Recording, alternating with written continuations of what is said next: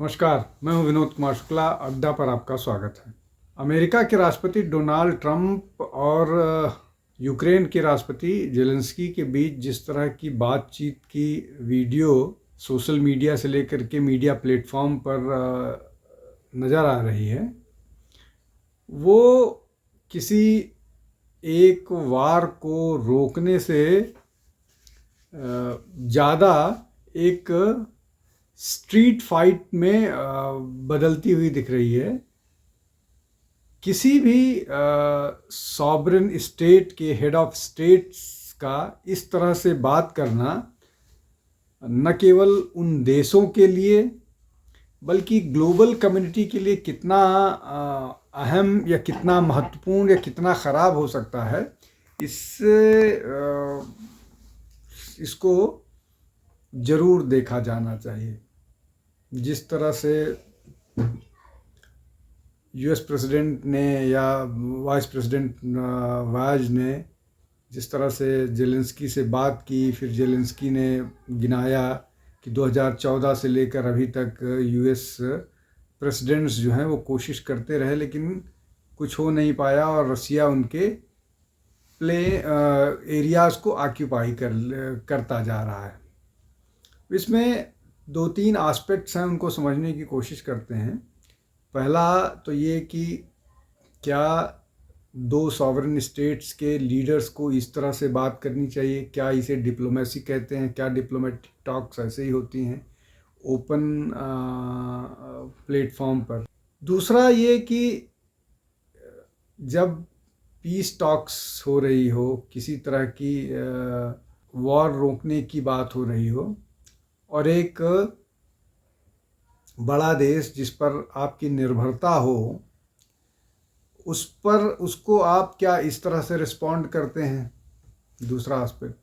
तीसरा, क्या यूएस के लिए ये ठीक है कि वो हर छोटे देश को दबाएगा। इसके अलावा ये लंबे समय से वॉर खींच रहा है और वॉर कभी भी किसी समस्या का समाधान नहीं है। उस हर चीज़ को डिप्लोमेटिकली और बातचीत के जरिए ही हल किया जा सकता है।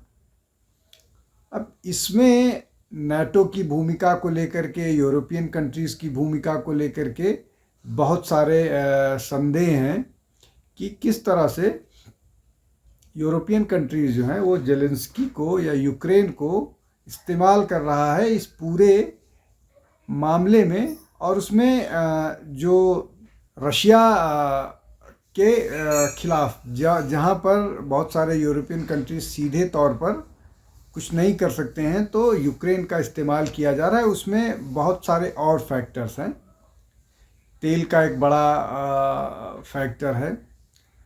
अब इसमें ये भी जानने की कोशिश करते हैं कि क्या इस लड़ाई से किसी समस्या का समाधान हुआ है।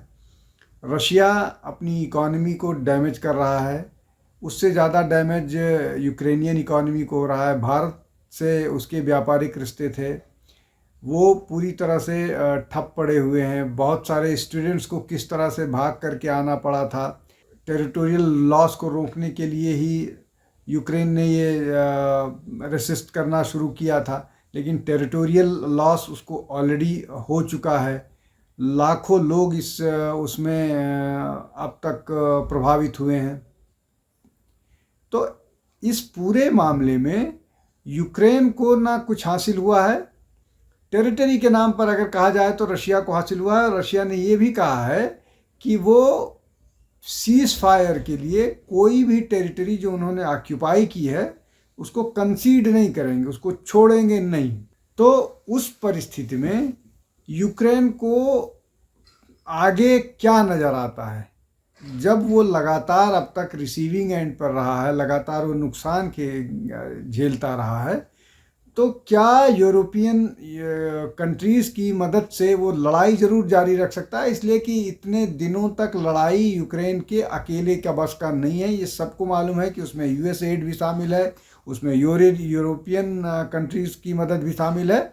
और यूरोपियन कंट्रीज़ की जो मदद है वो केवल फाइनेंशियल नहीं है, उनको आर्म एंड एमिनेशंस भी मुहैया कराया जा रहा है यूक्रेन को, और उस पर उसके कारण ही वो रशिया से इतने दिन तक लड़ पाने की या इतने दिन तक उसके सामने खड़ा होने की स्थिति में है।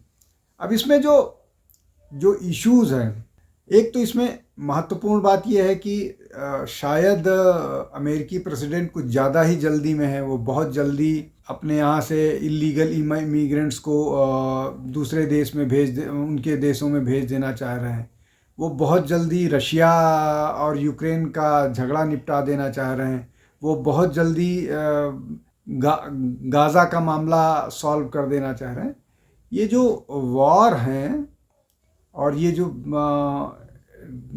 डिप्लोमेटिक इश्यूज़ हैं, ये इश्यूज़ 2 मिनट नूडल्स नहीं है। निश्चित तौर पर वहाँ पर जो बैठे बहुत सारे ऑफिशियल्स हैं, बहुत सारे ब्यूरो डिप्लोमेट्स हैं, वो निश्चित तौर पर इस मामले पर बेहतर अंडरस्टैंडिंग वाले होंगे। लेकिन ये बात भी तय है कि जिस तेज़ी के साथ इन समस्याओं के समाधान की तरफ यूएस बढ़ना चाह रहा है, उन समस्याओं का समाधान इतनी आसानी से नहीं होता है। उनमें बहुत सारे इश्यूज़ हैं जिनको एड्रेस करना पड़ेगा।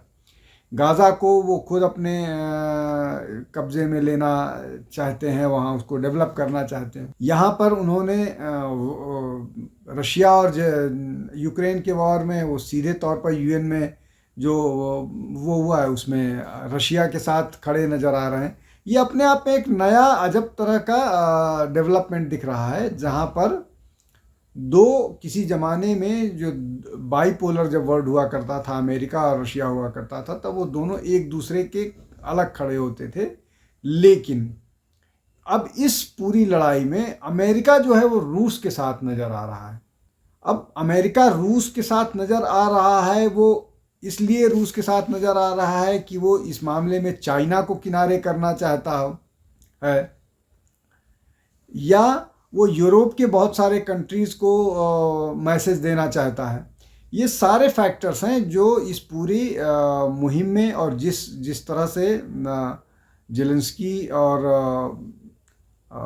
डोनाल्ड ट्रंप और वाद की बात हुई है, उसके बाद जो चीज़ें हैं वो इसी तरह से निकल के आ रही हैं कि यूएस बेसिकली अपने कोई भी, वो अमेरिका फर्स्ट की बात करते हैं, भारत इंडिया फर्स्ट की बात करते हैं, जेलेंस्की अपने देश की बात करते हैं, रशिया अपने इंटरेस्ट की बात कर रहा है, यूरोपियन यूनियन अपने इंटरेस्ट की बात कर रहे हैं, चाइना अपने इंटरेस्ट की बात कर रहा है, सारे लोग अपने अपने इंटरेस्ट की बात कर रहे हैं। और अब पुरानी स्थिति नहीं है जब 2 ग्रुप हुआ करते थे, रशिया और अमेरिका, और ये वो एक एक पक्ष की तरफ से बड़े पावर के तौर पर इस तरह की स्थिति बना देते थे जहां लोगों को इनकी बातों को या इनके दबाव में आना पड़ता था। चूँकि ग्लोबल ऑर्डर में बदलाव हुआ है, बहुत सारे चेंजेस आए हैं, नए नए पावर इमर्ज कर गए हैं। ये एशिया में अब चाइना बड़ा पावर हो गया है, रशिया उतना बड़ा पावर नहीं रहा है, लेकिन फिर भी मिलिटरीली अभी भी बहुत स्ट्रांग है। भारत बहुत तेज़ी से इमर्ज किया है, चाहे मिलिटरीली, चाहे इकोनॉमिकली, चाहे जिसको डेमोग्राफिकली, टेक्नोलॉजी वाइज भी इमर्ज कर रहा है। तो एशिया में अब पहले जब इकोनॉमिकली सिर्फ जापान हुआ करता था, अब 3 बड़े प्लेयर हो गए हैं जिनको आप नज़रअंदाज नहीं कर सकते हैं। दूसरी तरफ से रशिया कमज़ोर हुआ है, अमेरिका भी बहुत शायद 50 के या 60 के या 70 के दशक वाला अमेरिका नहीं रह गया है। अमेरिका भी फाइनेंशियली बहुत इस तरह की स्थिति में नहीं है कि वो बहुत सारे जगहों पर वॉर में फंस सके, और यही कारण था कि वो अफ़गानिस्तान से निकल गया। लेकिन सारी जद्दोजहद, सारी चर्चाओं, सारे बातचीत, सारे प्रयासों के बावजूद जो जेलेंस्की और ट्रंप के बीच हुआ, वो किसी भी दृष्टि से डिप्लोमेटिकली बहुत अच्छा नहीं था। इडियट प्रेसिडेंट जैसे शब्द का इस्तेमाल करना और जेलेंस्की का रिएक्ट करना। जब वाइस प्रेसिडेंट ने उन्हें बताया कि हम डिप्लोमेटिकली चीज़ों के समाधान की कोशिश कर रहे हैं, तो उसमें जिस तरह का जवाब देना कि 2014 से लेकर के इतने प्रेसिडेंट हो गए और अब तक इसका कोई समाधान नहीं हुआ है, वो अपने आप में तरीका नहीं होता है। तीसरा जो सबसे मतलब उन सब के अलग एक ये जो ये चर्चा पब्लिकली हो रही थी, मीडिया के सामने हो रही थी, निश्चित तौर पर ओवल ऑफिस में हो रही थी अमेरिका के, तो ये अपने आप में बहुत गुड टेस्ट में नहीं था, जिसको बोलते हैं। इन सब चीज़ों पर डिप्लोमेसी बहुत डेलिकेटली हैंडल की जाने वाली चीज़ है और उसको उसी तरह से हैंडल की जानी चाहिए। ये डाइनिंग टेबल पर बैठ कर के 1 घंटे में सॉल्व करने वाले मसले नहीं हैं। आज के लिए बस इतना ही। बहुत बहुत धन्यवाद। नमस्कार।